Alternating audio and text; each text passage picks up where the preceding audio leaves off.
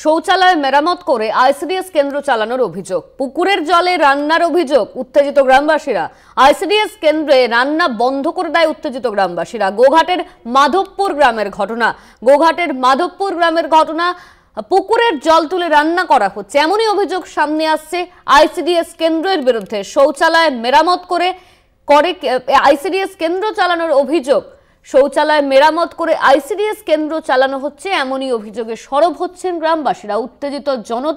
উত্তেজিত গ্রামবাসী আইসিডিএস কেন্দ্রের রান্না বন্ধ করে দেয়। অভিযোগ আসছে পুকুরের জল তুলে সেই জল দিয়ে রান্না করা হচ্ছে, আর এই কারণেই কিন্তু ক্ষিপ্ত গ্রামবাসীরা। তারা ইতিমধ্যেই রান্না বন্ধ করে দিয়েছে। আইসিডিএস কেন্দ্রে যে রান্না হচ্ছিল সেই রান্না বন্ধ করে দেওয়ার অভিযোগ সামনে আসছে।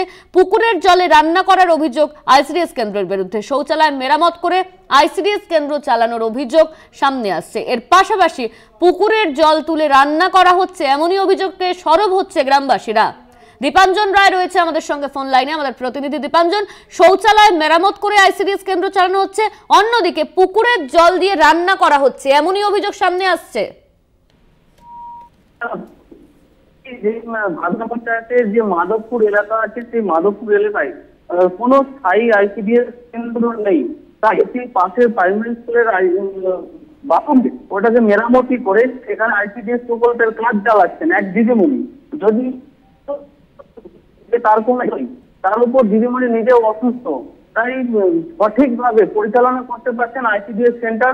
এছাড়াও মূলত যেটা অভিযোগ যে আইসিডিএস কোনো কেন্দ্রই নেই, তাই এখানে এই গ্রামের এইদিকে বাঁচানোর জন্য গ্রামবাসীরাও একটু তৎপর। কিন্তু যখন গ্রামবাসীরা দেখে যে পুকুরের জলের সেই জল ব্যবহার করে বাচ্চাদেরকে খাওয়ানো হচ্ছে, তারপরেই তারা বন্ধ করে দেয় আইসিডিএস এর রান্না এবং অভিযোগ করে যে সরকার এদিকে নজর দিচ্ছে না, তাই এখানে স্থায়ী কোনো আইসিডিএসও নেই।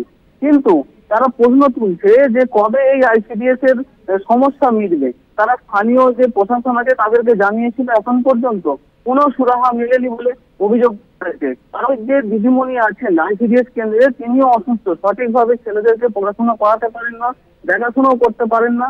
তো গ্রামবাসীদের সহযোগিতায় কোনো রকমের রান্নাটুকু করে এবং সবগুলো রান্না করে না এবং পর্যাপ্ত পরিমাণে খাবারও দিতে পারে না বলে জানিয়েছেন ওই আইসিডিএস সেন্টারের দায়িত্বপ্রাপ্ত যিনি দিদিমণি আছেন।